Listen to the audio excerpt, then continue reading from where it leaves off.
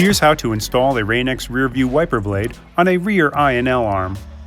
Locate the packaged adapter labeled R. To install, align the R adapter so that the arrow on the top is pointed in the same direction as the arrow on the wiper blade base. Press the adapter onto the wiper blade until it locks into place with a click. Begin by placing the wiper arm in the service position. You may need to consult the owner's manual of your vehicle on how to do this. To remove the old wiper blade, squeeze the two legs on the wiper blade and rotate away from the wiper arm until it disengages. To install the new wiper blade, insert the tab on the wiper arm into the slot located on top of the adapter.